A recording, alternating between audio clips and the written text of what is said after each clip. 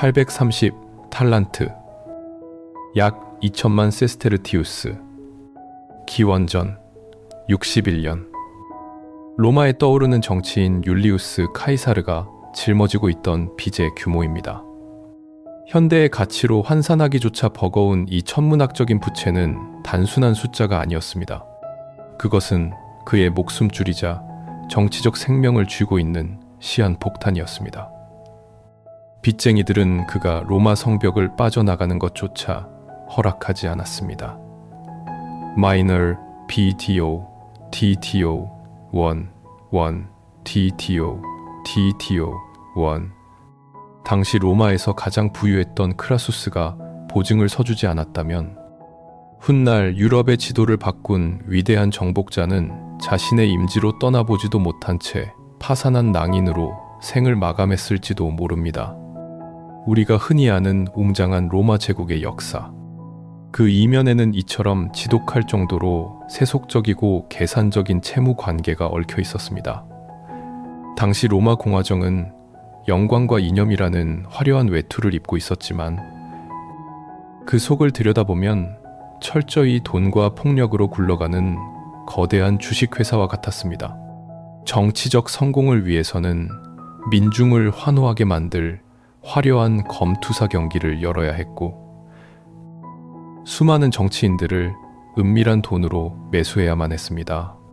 카이사르는 이 무자비한 권력 게임에 자신의 모든 것을 걸었고 그 대가로 결코 평범한 방법으로는 감당할 수 없는 빚의 늪에 빠진 상태였습니다. 그는 마침내 집정관이라는 최고의 권좌에 올랐지만 1년의 임기가 끝나는 순간 모든 면책 특권이 사라지면 정적들의 가혹한 고발과 빚쟁이들의 끔찍한 독촉으로 철저히 파멸할 운명이었습니다. 그에게는 탈출구가 필요했습니다. 단숨에 빚을 청산하고 로마의 그 누구도 범접할 수 없는 압도적인 군사력을 손에 켭 수 있는 피비린 내나는 거대한 무대가 필요했습니다. 기원전 58년 카이사르는 기가 막힌 정치적 수완을 발휘하여 스스로에게 완벽한 구명조끼를 입히는데 성공합니다.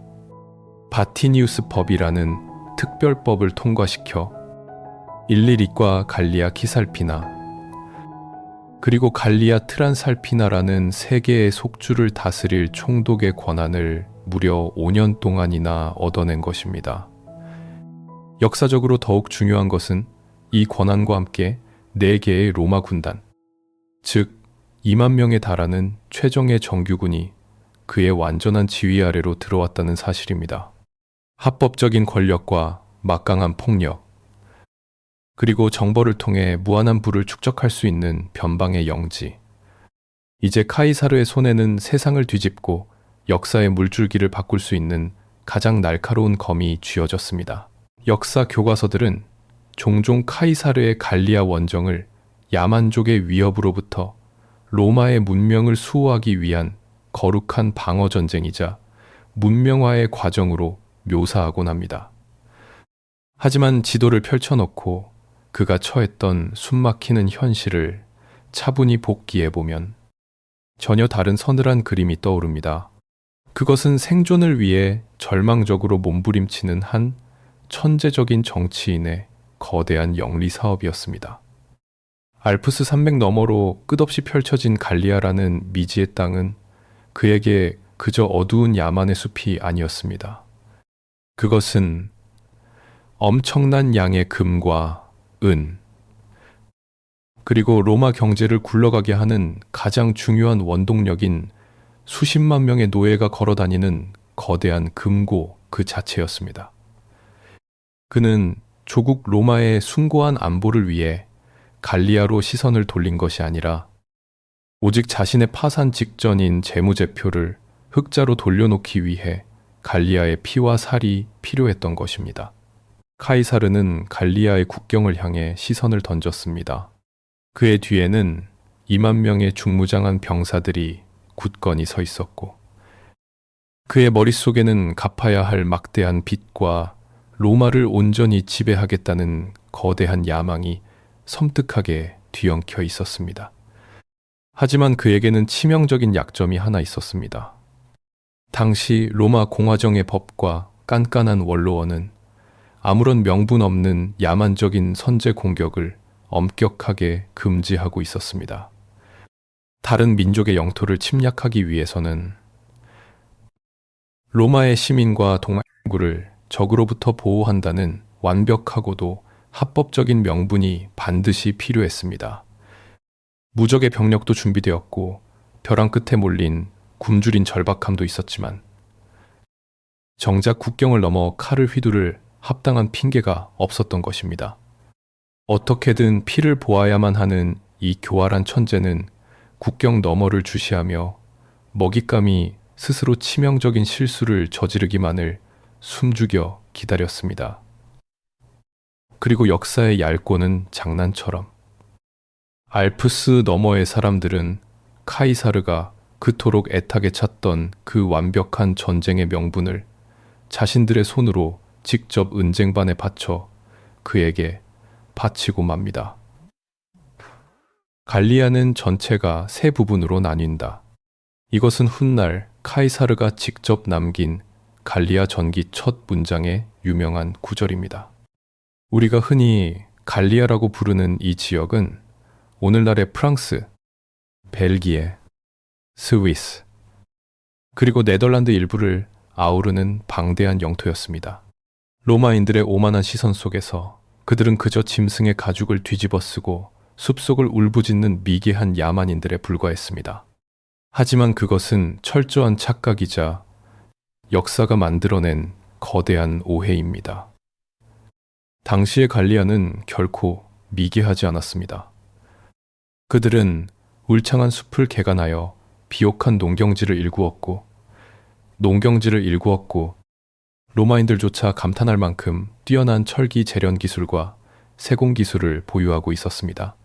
거대한 성벽으로 둘러싸인 견고한 도시들이 거미줄 같은 도로망으로 촘촘하게 연결되어 있었고 무엇보다 카이사르의 눈을 멀게 할 만큼 막대한 양의 금괴가 그 땅의 강줄기와 광산에 숨겨져 있었습니다. 그렇다면 여기서 우리는 하나의 커다란 모순에 직면하게 됩니다. 그토록 거대하고 부유하며 수백만 명의 용맹한 전사들을 보유한 거대한 대륙이 어떻게 고작 2만 명 남짓한 로마 정규군을 거느린 파산 직전의 빚쟁이 총독에게 그토록 허망하게 집어삼켜졌을까요? 그 끔찍한 해답은 갈리아의 기형적인 지정학적 구조와 뼛속 깊이 새겨진 동족 간의 끔찍한 증오심에 숨어 있었습니다. 갈리아는 하나의 통일된 국가나 민족 공동체가 아니었습니다. 크고 작은 수십 개의 부족이 각자의 영토를 차지한 채 서로를 향해 끊임없이 칼을 겨누고 약탈을 일삼는 끝없는 내전의 뷰크이었습니다. 그들에게 가장 두려운 적은 알프스 산맥 너머에서 호시탐탐 기회를 엿보는 낯선 제국 로마가 아니었습니다. 바로 강 건너편에 살고 있는 어제까지 영토와 이권을 두고 서로 피를 흘리며 싸웠던 이웃 부족이 그들의 가장 끔찍한 적이었습니다. 이 맹목적인 증오심은 갈리아라는 거대한 대륙을 서서히 죽음으로 몰아가는 치명적인 독약이 되었습니다. 당시 갈리아 중부의 정치적 패권을 두고 하에두이족과 세콰니족이라는 두 거대 부족이 피 튀기는 사투를 벌이고 있었습니다. 양측의 전쟁이 지루한 교착 상태에 빠지자 승리의 눈이 먼 세콰니족은 역사가 영원히 기억할 가장 뼈아픈 지정학적 자충수를 두고 맙니다. 그들은 라인강 너머의 깊고 어두운 숲에 살고 있던 잔혹한 게르만족 용병 대장 아리오비스투스를 갈리아 땅으로 끌어들인 것입니다. 세콰니족은 게르만족의 압도적이고 야만적인 무력을 이용해 철천지원수였던 하에두이족을 무참히 짓밟는 데 성공했습니다. 하지만 그 달콤한 승리의 기쁨은 곧 다가올 지옥의 서막에 불과했습니다.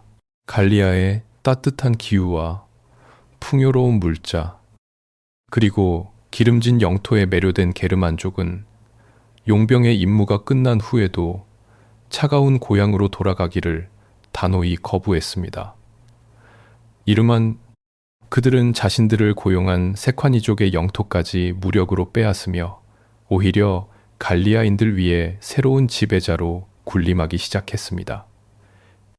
대륙 외부의 거대한 위협 앞에서도 하나로 뭉쳐 방어벽을 세우기는커녕 이웃 부족을 죽이기 위해 훨씬 더 흉폭한 늑대를 스스로 집안으로 끌어들인 셈입니다.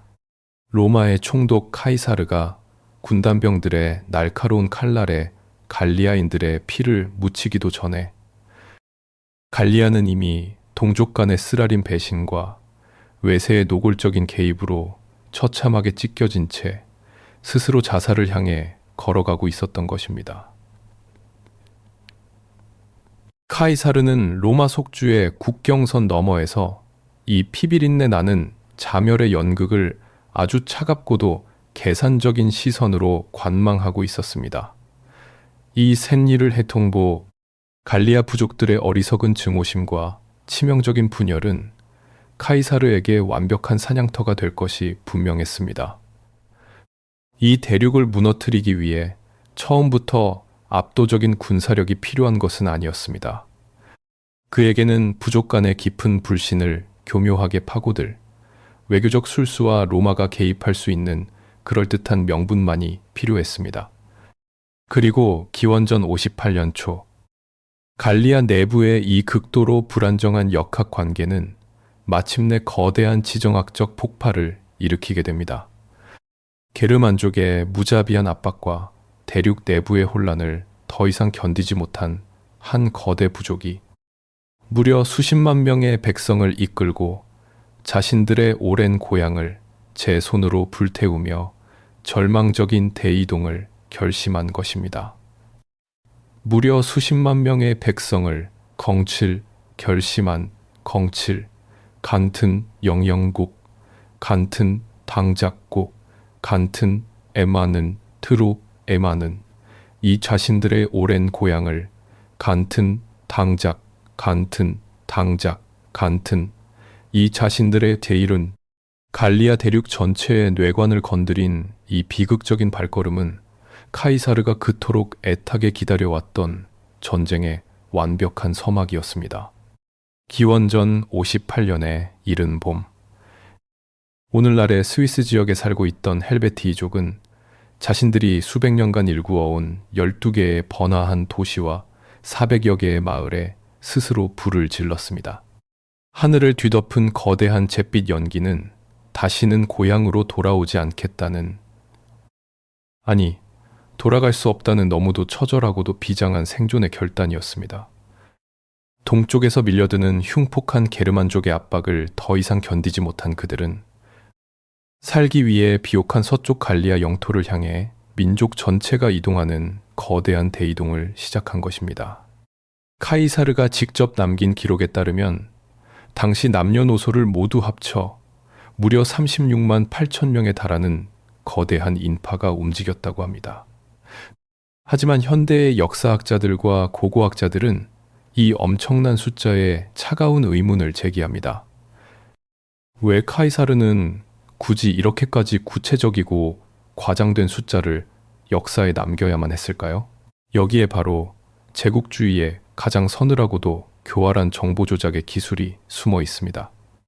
빚더미에 앉아있던 정치인 카이사르에게는 자신의 병력을 움직일 완벽한 명분, 즉 로마 원로원과 시민들을 단숨에 설득할 거대한 공포가 필요했습니다. 36만 명이 넘는 야만인 무리가 로마의 국경을 향해 쏟아져 내려오고 있다는 보고서는 로마 정계의 반대파들을 침묵시키고 자신에게 초법적인 군사 행동의 정당성을 부여하는 가장 완벽한 정치적 선전물이었던 것입니다. 헬베티족은 이동을 위해 가장 빠르고 안전한 길인 로마 속주를 통과하게 해달라고 정중히 요청했습니다.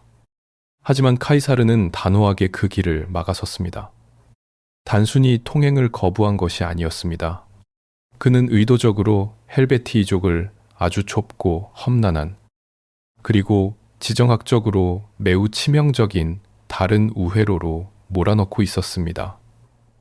그 험난한 우회로의 끝에는 바로 하에두이족의 영토가 있었습니다.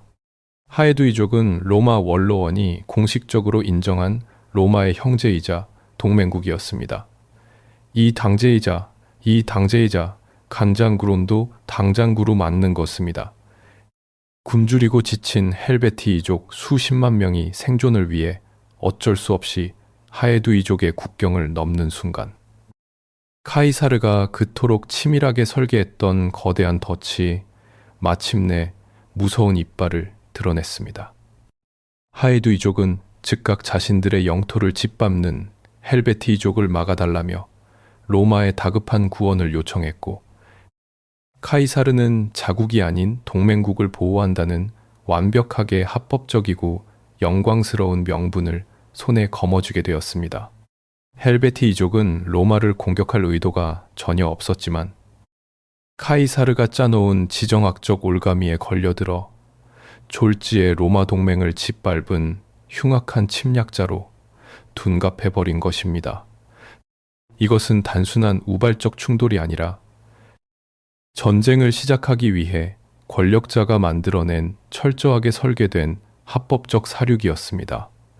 결국 비브락테라는 곳에서 카이사르의 최정예 군단병들은 지칠 대로 지친 헬베티이족을 무참하게 도륙했습니다. 36만 명이라는 숫자가 무색할 만큼 살아남아 다시 잿더미가 된 고향으로 쫓겨난 이들은 불과 11만 명에 불과했습니다. 카이사르는 단 한 번의 잔혹한 전투로 헬베티이족의 위협을 완전히 분쇄함과 동시에 게르만족을 막아낼 인간 방패로 그들 패잔병들을 다시 활용하는 냉혹한 전략가의 면모를 과시했습니다. 이 압도적인 승리의 소식이 전해지자 갈리아 전역이 발칵 뒤집혔습니다. 공포에 질려있던 갈리아의 수많은 부족장들은 금은 보화를 싸들고 앞다투어 카이사르의 막사로 몰려와 무릎을 꿇었습니다. 그들은 카이사르를 갈리아를 구원해줄 위대한 보호자라 칭송하며 찬사를 아끼지 않았습니다. 하지만 승리에 도취되어 로마 군단에게 환호성을 지르던 갈리아인들은 꿈에도 몰랐습니다. 자신들이 방금 굶주린 늑대를 양떼 한가운데로 정중하게 초대해버렸다는 사실을 말입니다. 헬베티이족을 무참히 짓밟은 직후 카이사르는 스스로를 갈리아의 수호자라 포장하며 영웅 행세를 했습니다. 수많은 갈리아 부족장들이 그에게 머리를 조아렸고 카이사르는 이 기회를 절대 놓치지 않았습니다. 흔히 우리는 로마가 압도적인 무력으로 갈리아를 차례차례 정복해 나갔다고 상상합니다. 로마 군단의 붉은 방패와 날카로운 글라디우스가 갈리아 대륙을 피로 물들였다고 말입니다. 하지만 원정 초기, 전장의 맨 앞줄에서 피를 흘리며 쓰러져간 이들 중 상당수는 놀랍게도 로마인이 아니었습니다. 그들은 바로 카이사르의 편에 선 또 다른 갈리아인들이었습니다. 이것이 바로 로마 제국주의가 자랑하는 가장 소름 끼치고도 효율적인 지배 전략, 즉 분할 통치의 잔혹한 민낯이었습니다. 카이사르는 갈리아에서 약탈한 막대한 금과 은을 두 가지 용도로 철저하게 분리하여 사용했습니다. 절반은 로마로 보내 자신을 옥죄던 천문학적인 빚을 갚고 정적들을 매수하는 데 썼고, 나머지 절반은 갈리아 내부의 유력한 귀족들을 자신의 수족으로 만드는데 아낌없이 뿌렸습니다. 특히 그는 로마의 오랜 동맹이었던 하에두이족의 정예 기병대를 자신의 군대로 흡수했습니다. 당시 갈리아의 기병은 유럽 최고 수준의 전투력을 자랑했습니다. 카이사르는 롬바르디아 평원에서 데려온 자신의 보병 군단 곁에 갈리아의 돈으로 매수한 수천 명의 갈리아 정예 기병을 나란히 세웠습니다. 조국을 지켜야 할 가장 강력한 방패들이 은화 몇 켕과 로마가 보장해주는 알량한 권력에 눈이 멀어 동족을 학살하는 앞잡이로 전락해버린 것입니다. 자신이 정복해야 할 땅의 자본과 병력을 고스란히 빼앗아 다시 그 땅을 짓밟는 무기로 탈바꿈시킨 것입니다. 기원전 57년 카이사르의 시선은 갈리아 북부의 호전적인 연맹체 벨가이족을 향했습니다.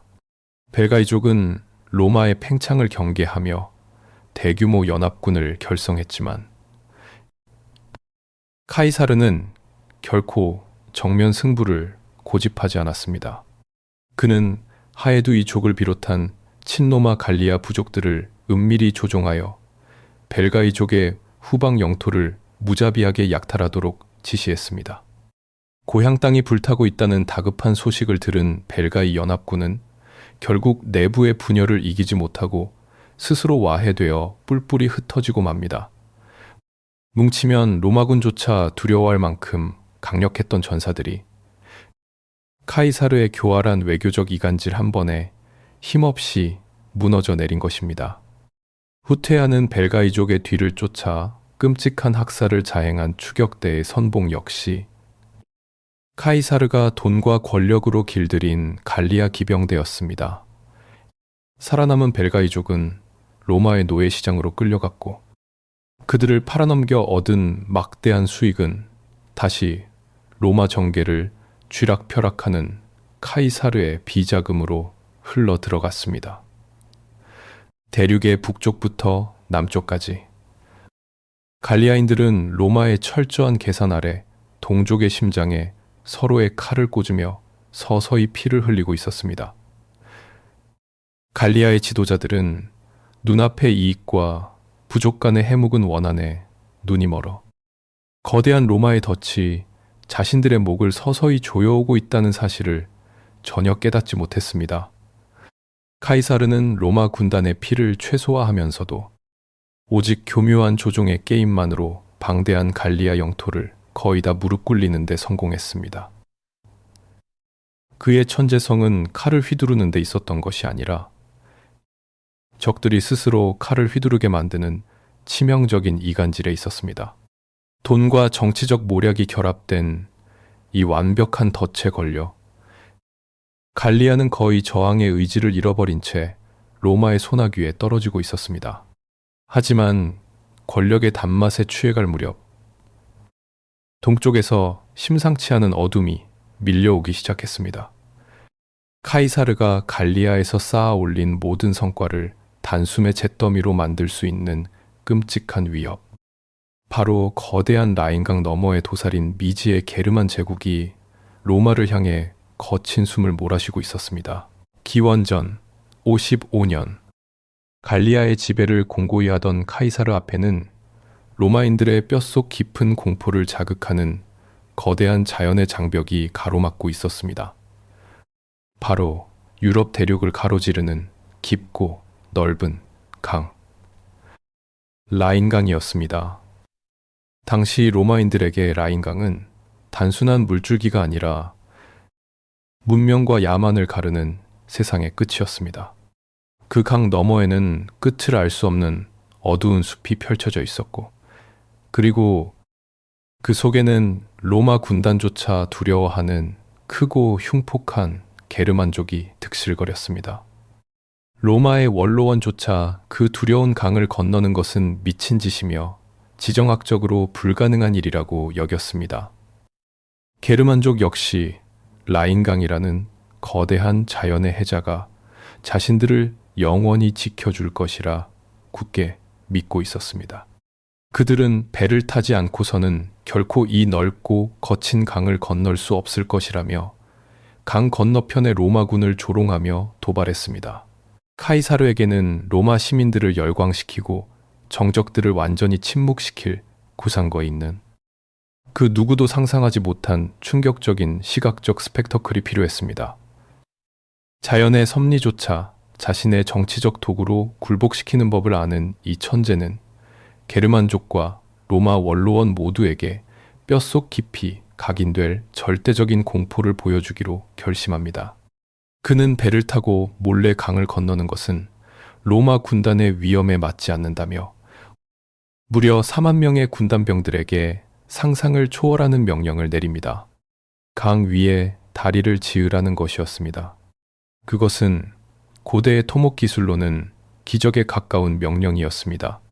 거센 물살이 몰아치는 수심이 깊은 강 한가운데에 거대한 나무 기둥들을 박아놓는 작업이 시작되었습니다. 로마 군단의 진면목은 칼을 휘두르는 사륙의 전투뿐만 아니라 이처럼 불가능을 현실로 만드는 압도적인 공병 기술과 수학적 지식에 있었습니다. 병사들은 거대한 무게추를 끌어올려 강바닥에 굵은 말뚝을 비스듬히 꽂아 넣었고 물살의 압력을 역이용하여 다리가 더욱 견고하게 맞물리도록 설계했습니다. 못을 거의 쓰지 않고 목재의 결합만으로 경류를 버티게 만든 이 구조물은 로마 공학의 무시무시한 정점이었습니다. 수만 개의 도끼질 소리와 기계의 굉음이 라인강의 거친 물소리를 집어삼켰습니다. 게르만족은 강 건너에서 벌어지는 기적 같은 광경을 두 눈으로 보면서도 믿지 못해 공포에 질려갔습니다. 그들에게 로마군은 단순한 인간의 군대가 아니라 자연의 법칙을 뜯어고치는 악마의 군대처럼 보였을 것입니다. 그리고 불과 열흘, 단 10일 만에 길이 400m에 달하는 거대한 목조권 다리가 라인강의 거친 물살을 가로지르며 완성되었습니다. 지리를 완전히 바꿔버린 이 위대한 건축물은 그 자체로 로마가 가진 압도적인 지식과 규율의 결정체였습니다. 카이사르는 보란듯이 위풍당당하게 군단을 이끌고 다리를 건너 게르만족의 영토로 진입했습니다. 하지만 여기서 역사가 기억하는 가장 소름 돋는 심리전이 펼쳐집니다. 다리를 건넌 카이사르는 게르만족과 피비린내, 나는 전면전을 벌이지 않았습니다. 그는 그저 겁에 질려 깊은 숲속으로 도망친 게르만족의 텅 빈 마을 몇 개를 불태우고 18일 동안 그들의 영토 주변을 여유롭게 산책하듯 행군했을 뿐입니다. 카이사르는 자신의 병사들의 피를 한 방울도 흘리지 않았습니다. 그러고는 다시 갈리아 쪽으로 강을 건너온 뒤 자신들이 열흘 만에 세운 그 위대한 다리를 자기 손으로 산산조각 내어 철저히 파괴해버렸습니다. 이것은 단순한 군사작전이 아니었습니다. 거대한 다리를 세웠다가 스스로 부순이 기행은 라인강 너머의 게르만족과 굴복한 갈리아인들 전체, 그리고 로마에 있는 정적들을 향한 오만하고도 섬뜩한 정치적 메시지였습니다. 우리는 원한다면 언제든지 강을 건너 너희를 짓밟을 수 있다. 하지만 너희는 결코 이 강을 건너 우리에게 올 수 없다. 카이사르는 같은 해 세상의 끝이라 불리던 브리타니아 바다까지 건너가며 로마의 국경을 인간의 한계 너머로 밀어붙였습니다. 물리적인 다리는 사라졌지만 그날 카이사르가 세운 공포의 다리는 수백만 명의 마음속에 영원히 무너지지 않는 거대한 심리적 성벽으로 남았습니다. 원. 이제 카이사르의 권력은 마치 신의 영역에 닿은 것처럼 거대하고 견고해 보였습니다. 그는 갈리아를 완전히 굴복시켰고 가장 무서운 외부의 적마저 공포로 마비시켰다고 확신했습니다. 하지만 권력의 정점에서 피어난 그의 치명적인 오만함은 갈리아의 깊은 재 속에서 하나의 거대한 괴물을 잉태하고 있었습니다. 자신에게 로마의 전술을 완벽하게 배운 옛 제자. 갈리아의 마지막 불꽃이 될 한 남자가 복수의 칼을 갈고 있었던 것입니다. 기원전 52년의 차가운 겨울. 갈리아 전역에는 거짓된 평화의 장막이 드리워져 있었습니다. 카이사르는 자신의 완벽한 분할 통치와 잔혹한 공포 정치로 이 야만적인 대륙이 영원히 로마의 발밑에 굴복했다고 굳게 믿었습니다. 그는 승전보를 안고 로마로 돌아갈 준비를 하며 겨울 수경지에 머물고 있었습니다. 하지만 억눌린 잿더미 아래에서는 카이사르의 눈을 피해 가장 뜨겁고 위험한 불꽃이 타오르고 있었습니다. 분열과 배신으로 자멸해가던 갈리아인들이 마침내 자신들을 하나로 묶어줄 단 한 명의 위대한 영웅을 찾아낸 것입니다. 그의 이름은 베르킨 게토릭스. 이르킨 게토릭스, 아르베르니족 출신의 젊고 매력적인 귀족이었습니다. 이 젊은 영웅의 등장에서 가장 소름 끼치는 역설은 그가 카이사르에게 전혀 낯선 적이 아니었다는 사실입니다. 오피, 베르킨 게토릭스는 한때 갈리아 기병대를 이끌고 카이사르의 곁에서 로마군을 위해 싸웠던 보조군 지휘관이었습니다. 그는 로마 군단의 막강한 파괴력을 두 눈으로 똑똑히 지켜보았고, 동시에 그 무적의 군대가 가진 가장 치명적인 약점까지 완벽하게 간파해냈습니다. 로마 보병진의 방패벽과 정면으로 부딪히는 것은 멍청한 자살 행위라는 것을 그는 누구보다 잘 알았습니다. 그가 찾아낸 로마군의 아킬레스건은 바로 엄청난 양의 보급이었습니다. 수만 명의 병사와 말들이 매일 먹어치워야 하는 식량이 없다면 로마의 붉은 군단은 거대한 고철 덩어리에 불과하다는 것이 이 젊은 천재의 냉혹한 결론이었습니다. 베르킨 게토릭스는 갈리아의 부족장들을 불러 모아 역사상 유례를 찾아보기 힘든 가혹하고도 비장한 명령을 내립니다. 바로 초토화 전술이었습니다. 그는 로마군이 식량을 구할 수 없도록 갈리아인들 스스로 자신들의 아름다운 도시와 풍요로운 농경지, 그리고 따뜻한 집을 모두 불태워버리라고 지시했습니다. 조국을 지키기 위해 조국을 잿더미로 만드는 이 끔찍한 자해극은 부족 간의 이익만을 쫓던 갈리아인들을 처음으로 생존이라는 거대한 공동의 목표 아래 하나로 결속시켰습니다. 로마군은 진군하는 곳마다 텅 빈 들판과 검게 그을린 폐허만을 마주해야 했고, 카이사르의 병사들은 서서히 끔찍한 굶주림에 시달리기 시작했습니다. 제자의 차갑고 날카로운 전술이 스승의 심장을 정확히 겨누고 있었던 것입니다. 하지만 이 비장한 항전 속에서 갈리아 전체를 피눈물로 물들인 끔찍한 참극이 벌어집니다. 아름다운 상업도시 아바리컴의 주민들이 차마 자신들의 고향을 불태울 수 없다며 눈물로 호소했고, 베르킨 게토릭스는 뼈아픈 실수를 저지르며 그 도시만은 예외로 남겨두고 맙니다. 굶주림에 미쳐가던 카이사르는 이 틈을 놓치지 않고 모든 병력을 쏟아부어 아바리투를 포위했습니다. 치열한 공성전 끝에 마침내 성벽이 무너졌을 때 로마군은 이성을 잃은 악마로 돌변했습니다. 카이사르의 묵인 아래 군단병들은 남녀노소를 가리지 않고 무자비한 사륙을 자행했습니다. 제감 그리또 한때 4만 명이 넘게 살았던 번화한 도시에서 살아서 도망친 갈리아인은 고작 800명에 불과했습니다.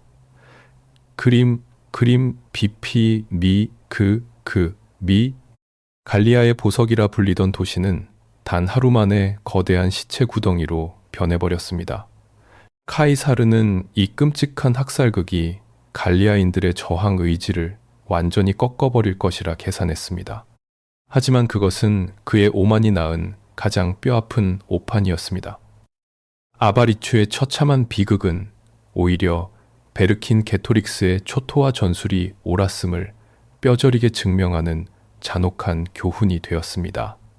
학살의 생존자들이 전하는 지옥 같은 묘사는 갈리아 전역으로 퍼져나갔고, 부족 간의 얄팍한 계산과 해묵은 원한은 로마를 향한 거대한 분노의 용광로 속에서 완전히 녹아 없어졌습니다.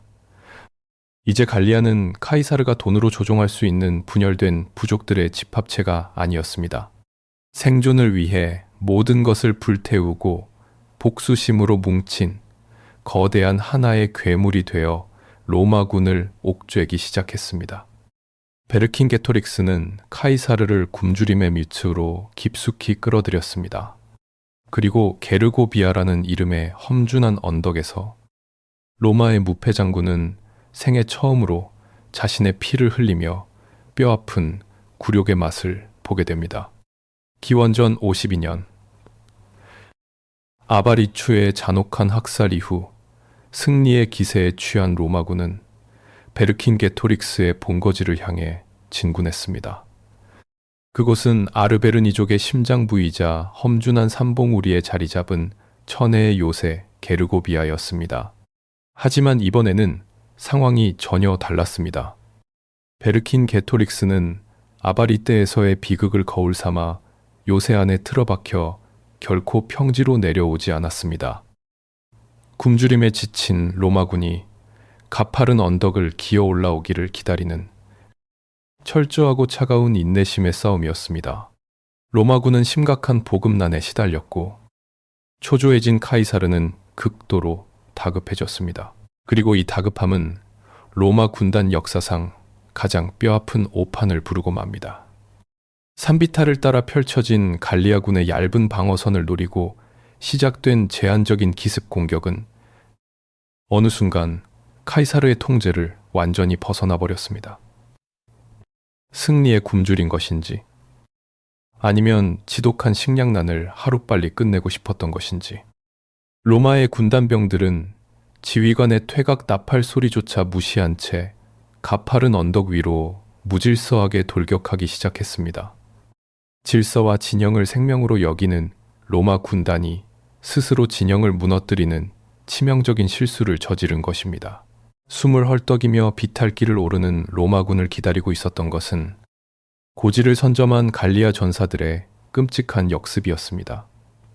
거대한 바위와 창비가 소나기처럼 쏟아져 내렸고 체력이 고갈된 로마 병사들은 무기력하게 언덕 아래로 굴러떨어졌습니다. 내가 킹보는가는 첫젓하로 디덴 마지다, 엔드엔 마지다, 마지다, 셈은 마지다, 내거 킹보는 마지다, 내거 킹보는 마지다, 내거 킹보는 셈은 마지다, 내거 킹보는 내거 킹보는 내거 킹보는 M은 내거 킹보는 마지다, 마지다, 내거 킹보는 이 단 한 번의 무모한 돌격으로 카이사르가 치른 대가는 참혹했습니다. 로마 군단의 척추이자 가장 훈련된 핵심 전력인 백인 대장이 무려 46명이나 전사했고 700명이 넘는 최정예 군단병들의 시체가 게르고비아의 붉은 흙을 적셨습니다. 이것은 단순한 병력의 손실이 아니었습니다. 수십 년간 전장을 누비며 군단을 통제하던 두뇌와 신경망이 한순간에 끊어져 버린 회복 불가능한 치명타였습니다. 카이사르에게 닥친 재앙은 여기서 끝나지 않았습니다. 게르고비아에서의 끔찍한 패배 소식이 대륙 전체로 퍼져나가자 카이사르가 가장 믿고 의지했던 로마의 가장 오래된 동맹국 하에두이족마저 마침내 가면을 벗고 로마의 등에 칼을 꽂았습니다. 컵.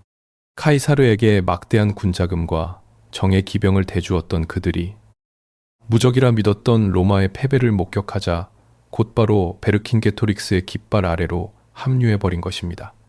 이제 카이사르는 사방이 적으로 둘러싸인 거대하고 적대적인 대륙 한가운데 완벽하게 고립되었습니다. 식량은 바닥을 드러냈고 동맹은 모두 배신했으며 병사들의 사기는 심연으로 곤두박질 쳤습니다. 이 절망의 끝자락에서 천재라 불리던 무패의 장군 카이사르는 역사가 쉽게 조명하지 않는 가장 굴욕적이고도 현실적인 결단을 내립니다. 그는 자신이 그토록 자랑스럽게 쌓아 올렸던 로마의 알량한 자존심을 짓밟고 또 진지를 모두 버린 채 로마 속주를 향해 비참한 후퇴를 시작했습니다. 숱한 전장을 승리로 이끌었던 사령관이 수천 명의 부하를 사지로 몰아넣은 오명을 뒤집어 쓴 채 목숨을 부지하기 위해 갈리아인들의 추격을 피해 도망치는 신세가 된 것입니다. 완벽했던 영웅의 신화가 산산조각 나는 끔찍한 진실의 순간이었습니다. 무적이라 불리던 로마 군단의 초라한 뒷모습을 보며 갈리아인들은 마침내 자신들이 승리했다고 확신했습니다. 베르킨게토릭스는 갈리아 전역에서 모여든 엄청난 대군과 기병대를 이끌고 후퇴하는 카이사르의 숨통을 영원히 끊기 위해 맹렬하게 추격했습니다. 하지만 역사란 항상 가장 절망적인 순간에 냉혹한 이성을 잃지 않는 자의 편에 서는 법입니다. 이러는 가장적인 드리모, 쫓고 쫓기는 생사를 넘나드는 숨막히는 추격전은 결국 두 위대한 지도자를 갈리아 중부의 한 험준한 요새로 이끌었습니다. 그곳의 이름은 알레시아. 그곳에서 고대 세계의 운명, 아니 유럽 대륙의 천년을 결정지을 가장 광기 어린 최후의 도박판이 열리려 하고 있었습니다. 기원전 52년 가을, 갈리아 중부에 고립된 요새 알레시아. 쫓고 쫓기는 피비린내. 나는 추격전 끝에 베르킨게토릭스는 8만 명의 전사들과 함께 이 천해의 요새 안으로 숨어들었습니다. 카이사르는 5만 명의 군단병을 이끌고 그 뒤를 바짝 추격했지만 상황은 로마군에게 결코 유리하지 않았습니다. 알레시아는 가파른 언덕 위에 자리 잡고 있었고 갈리아 전역에서는 베르킨게토릭스를 구원하기 위해 무려 25만 명에 달하는 거대한 구원군이 몰려오고 있다는 소식이 들려왔습니다. 정상적인 지휘관이라면 압도적인 적의 숫자에 짓눌려 포위를 풀고 안전한 곳으로 도망치는 것이 상식이었습니다. 하지만 벼랑 끝에 몰린 카이사르의 머릿속에서는 고대 전쟁사에서 가장 미친 그리고 가장 경이로운 전술이 탄생하고 있었습니다. 그는 도망치는 대신 군단병들에게 삽과 곡괭이를 들라고 명령했습니다. 로마군은 요새를 완벽하게 둘러싸는 길이 18km의 거대한 안쪽 성벽을 쌓기 시작했습니다. 베르킨게토릭스를 굶겨 죽이겠다는 무서운 집념이었습니다. 하지만 등 뒤에서 25만 명의 적이 몰려오고 있었습니다. 카이사르는 다시 한번 믿기 힘든 명령을 내립니다. 안쪽 성벽 바깥에. 외부의 적을 막기 위한 길이 21km의 바깥쪽 성벽을 하나 더 쌓으라는 것이었습니다. 수백 개의 망루와 끔찍한 함정들이 빼곡히 설치된 이 거대한 이중성벽은 로마 공학의 정점이자 광기의 산물이었습니다. 5만 명의 로마군은 자신들이 만든 두 개의 성벽 사이에 갇힌 채 안과 밖에서 쏟아지는 33만 명의 적을 동시에 상대해야 하는 거대한 샌드위치 신세가 되었습니다. 이 거대한 원형의 지옥에서 인류 역사상 가장 잔혹하고 가슴 아픈 비극이 벌어집니다. 알레시아 요새 내부에 비축된 식량은 8만 명의 군대가 먹기에도 턱없이 부족했습니다. 기아의 공포가 덮쳐오자 베르킨게토릭스는 뼈 아프고도 잔혹한 결단을 내립니다. 전투력이 없는 알레시아의 원래 주민들, 즉 만두비 이족의 노인과 여성, 그리고 어린아이들을 모두 요새 밖으로 내쫓아버린 것입니다. 전사들의 식량을 아끼기 위한 피도 눈물도 없는 조치였습니다. 성문을 나선 수천 명의 민간인들은 언덕을 내려와 로마군의 성벽 앞으로 다가갔습니다. 그들은 제발 자신들을 노예로 삼아달라고, 빵 한 조각만 달라고 피눈물을 흘리며 애원했습니다. 하지만 장벽 위에서 그들을 내려다보는 카이사르의 눈빛은 얼음장처럼 차가웠습니다. 카이사르는 단단히 빗장을 지르라고 명령했습니다. 식량을 낭비할 수 없었을 뿐만 아니라 적들의 눈앞에서 그들의 가족이 죽어가는 모습을 보여줌으로써 갈리아군의 사기를 꺾으려는 끔찍한 심리전이었습니다. 갈리아의 아들들은 요새 위에서, 로마군들은 성벽 위에서 그 광경을 침묵 속에 지켜보았습니다. 수천 명의 여성과 아이들이 두 진영 사이의 좁은 공터에 갇힌 채 굶주림과 추위 속에서 천천히 말라 죽어갔습니다. 문명과 야만이라는 거창한 명분은 이 지옥 같은 공간에서 완벽하게 증발해버렸고, 이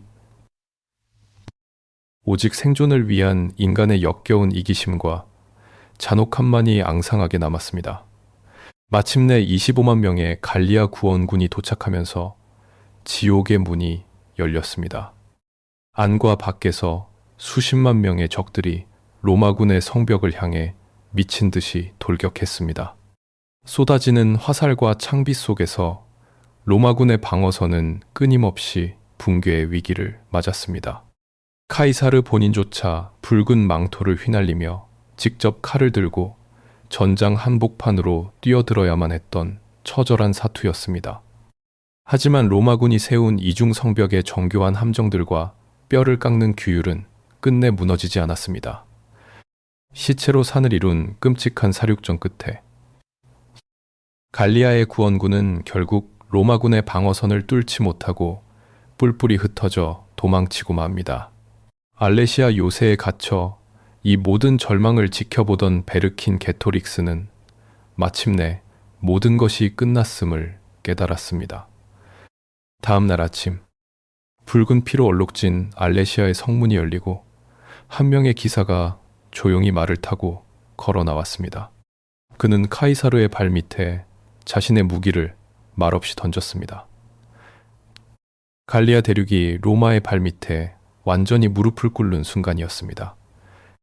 알레시아의 처절한 함성은 서서히 잦아들었지만 끔찍한 죽음의 그림자는 이제 막 대륙 전체를 뒤덮기 시작했습니다.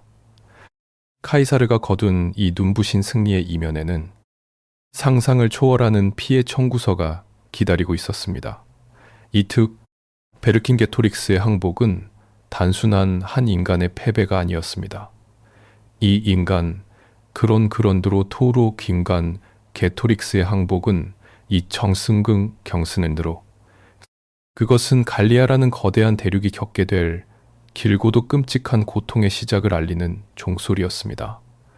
그것은 갈리아라는 거대한 대륙이 길고도 끔찍한 고통의 시작을 알리는 종소리였습니다. 그것은 갈리아라는 종소리였습니다. 위대한 저항의 상징이었던 이 젊은 영웅의 최후는 참혹했습니다. 그는 로마로 끌려가 빛 한 점 들어오지 않는 차갑고 축축한 지하 감옥에 무려 6년이라는 긴 세월 동안 짐승처럼 방치되었습니다. 그리고 훗날 카이사르가 로마에서 자신의 화려한 개선식을 올리던 바로 그날, 축제의 환호성이 로마 시내를 뒤흔드는 동안 베르킨 게토릭스는 어두운 감옥 한 구석에서 조용히 목이 졸려 처형당했습니다. 영웅의 쓸쓸한 죽음은 앞으로 갈리아인들이 겪게 될 지옥 같은 운명을 보여주는 작은 예고편에 불과했습니다. 로마의 역사가 플루타르코스가 남긴 기록에 따르면 8년에 걸친 이 참혹한 전쟁의 결과는 현대의 우리조차 숨이 턱 막히게 할 만큼 충격적입니다. 카이사르의 군단은 800개의 도시를 점령하고 300개의 부족을 굴복시켰습니다. 그러나 그 화려한 승리의 이면에는 100만 명이라는 갈리아인들의 차가운 시체가 쌓여 있었습니다. 그리고 목숨을 건진 또 다른 100만 명은 쇠사슬에 묶인 채 로마의 노예 시장으로 끌려갔습니다. 당시 갈리아 전체 인구의 3분의 1이 죽거나 노예가 되어 영원히 고향을 떠난 것입니다. 한 대륙의 생태계와 인구 구조가 통째로 붕괴해버린 고대 세계에서 유래를 찾아보기 힘든 끔찍한 대학살이었습니다. 이 엄청난 피해 대가는 곧바로 지중해 세계의 경제를 뒤흔드는 거대한 충격파로 이어졌습니다. 무려 100만 명에 달하는 갈리아 노예들이 한꺼번에 시장에 쏟아져 들어오자 로마 전역의 노예 가격은 그야말로 바닥을 모르고 폭락했습니다.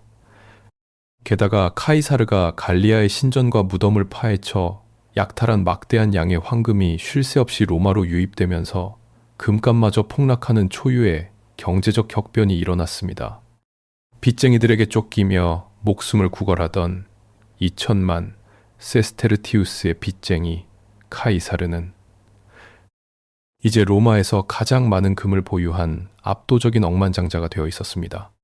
그의 파산 직전이었던 재무제표는 갈리아인들의 붉은 피와 비명 소리로 가득 채워져 완벽한 흑자로 돌아섰습니다. 우리는 종종 이 참혹한 전쟁을 통해 갈리아 땅에 로마의 선진적인 도로가 깔리고 웅장한 수도교가 세워졌으며 라틴어가 보급되어 오늘날 유럽 문명과 프랑스의 찬란한 기초가 다져졌다고 평가합니다. 야만적인 대륙에 비로소 문명의 빛이 스며들었다는 것입니다. 하지만 그 찬란한 문명화라는 거창한 수식어 아래에는 200만 명이라는 억울한 원혼들의 뼈와 살이 찌식이며 묻혀 있다는 서늘한 진실을 잊어서는 안 됩니다. 수백 년간 이어져 온 켈트 문화의 유산들은 철저히 파괴되었고 살아남은 갈리아인들은 생존을 위해 기꺼이 로마의 옷을 입고 라틴어를 배우며 스스로 로마인이 되는 길을 선택해야만 했습니다. 유럽의 지도는 분명 위대한 문명의 형태로 다시 그려졌지만 그 지도를 그린 잉크는 오직 갈리아인들의 뜨거운 피뿐이었습니다. 카이사르는 가장 잔혹한 방식으로 한 민족의 정체성을 완벽하게 지워버렸고 그 빈자리에 로마의 질서를 강제로 이식했습니다. 갈리아 정복은 카이사르 개인에게는 완벽하고도 눈부신 성공이었습니다. 그는 엄청난 부를 손에 거머쥐었고 알프스 너머의 방대한 영토를 자신의 사유지처럼 다스리게 되었습니다. 지금종투 적. 하지만 이 압도적인 승리의 소식을 전해들은 로마의 원로원은 기뻐하기는커녕 공포에 질려 덜덜 떨기 시작했습니다. 그리고 그들은 빚에 허덕이는 카이사르를 멀리 변방으로 내쫓아 갈리아의 댐에서 자연스럽게 파멸하기를 내심 기대했습니다. 하지만 원로원의 늙은 정치인들이 깨달았을 때는 이미 모든 것이 너무 늦어버린 후였습니다. 그들은 자신들의 알량한 기득권을 지키기 위해 빚쟁이를 전쟁터로 보냈지만 정작 알프스를 넘어 로마로 돌아올 준비를 하고 있는 것은 세계에서 가장 부유하고 가장 잔혹하며 조국 로마가 아닌 사령관 카이사르 한 명에게만 맹목적으로 충성하는 무적의 군대를 이끄는 무시무시한 전쟁의 신이었기 때문입니다. 기원전 49년 1월에 매서운 겨울바람이 불던 어느 날, 이로는 이탈리아 반도 북부의 작고 흐린 강물 앞에 한 남자가 서 있었습니다. 그 강의 이름은 루비콘, 로마의 심장부로 향하는 군사적 경계선이자 무장한 장군이 군대를 이끌고 이 강을 건너는 순간 조국에 대한 반역으로 간주되어 즉각적인 사형을 선고받게 되는 운명의 금지선이었습니다. 강 건너편 로마에서는 원로원의 보수파 귀족들과 한때 카이사르의 정치적 동지였던 폼페이우스가 연합하여 그를 기다리고 있었습니다. 그들은 갈리아에서 거대한 권력을 쥐고 돌아오는 카이사르를 두려워했고 그에게 모든 군사 지휘권을 내려놓고 로마로 홀로 돌아오라는 최후 통첩을 보냈습니다. 지휘권을 내려놓는다는 것은 카이사르에게 곧 정치적 파멸이자 죽음을 의미했습니다. 빚을 갚기 위해 시작했던 갈리아 전쟁이 끝나는 순간 그는 다시 자신의 목숨을 구걸해야 하는 벼랑 끝으로 내몰린 것입니다. 루비콘 강물 위로 무거운 침묵이 흘렀습니다. 카이사르의 뒤에는 지난 8년 동안 갈리아의 진흙탕과 피바다 속에서 그와 함께 생사고락을 함께했던 제13군단 게미나가 버티고 서 있었습니다. 이들은 더 이상 로마 공화정이라는 추상적인 국가 이념을 위해 싸우는 병사들이 아니었습니다. 그들은 자신들에게 황금과 노예, 그리고 영광을 안겨준 단 한 명의 인간, 카이사르 개인에게만 맹목적인 충성을 바치는 무시무시한 사병으로 변해 있었습니다. 폼페이우스와 원로원이 갈리아의 참혹한 전장보다 로마의 안락한 목욕탕을 더 사랑하는 동안 카이사르는 병사들과 함께 굶주리고 피 흘리며 고대 세계에서 가장 강력하고 끈끈한 살인 기계를 주조해낸 것입니다. 카이사르는 깊은 생각에 잠겼습니다. 이 강을 건너지 않으면 자신이 죽고 이 강을 건너면 로마 공화정이 죽습니다. 마침내 그는 로마를 향해, 아니, 역사를 향해 역사상 가장 유명하고 서늘한 결단의 문장을 내뱉습니다. 주사위는 던져졌다. 카이사르의 말이 강물을 박차고 앞으로 나아가자. 제13군단의 병사들도 한치의 망설임 없이 반역의 강을 건너 조국 로마를 향해 진군하기 시작했습니다. 그 순간 500년을 이어져 내려오며 지중해의 패자로 군림했던 위대한 로마 공화정의 심장 박동은 사실상 멈춰버렸습니다. 카이사르는 단 한 번의 의미 있는 저항조차 받지 않고 텅 빈 로마에 무혈 입성하게 됩니다. 원로원과 폼페이우스는 그가 만들어낸 공포의 군대를 마주할 용기가 없어 수도를 버리고 도망치기 바빴습니다. 이 지점에서 우리는 역사가 남긴 가장 아이러니하고 섬뜩한 모순을 마주하게 됩니다. 로마의 원로원은 빚에 허덕이던 정치인 카이사르를 제거하거나 길들이기 위해 그에게 갈리아라는 거대하고 위험한 전쟁터를 허락했습니다. 갈리아의 야만인들이 그의 야망을 꺾어주기를 혹은 그가 그곳에서 쓸쓸히 잊혀지기를 바랐을지도 모릅니다. 그들은 갈리아 전쟁을 로마 공화정을 지키는 방패로 쓰려 했습니다. 하지만 8년간의 피비린내 나는 학살과 정복의 시간은 원로원의 얄팍한 계산을 완전히 비웃어버렸습니다.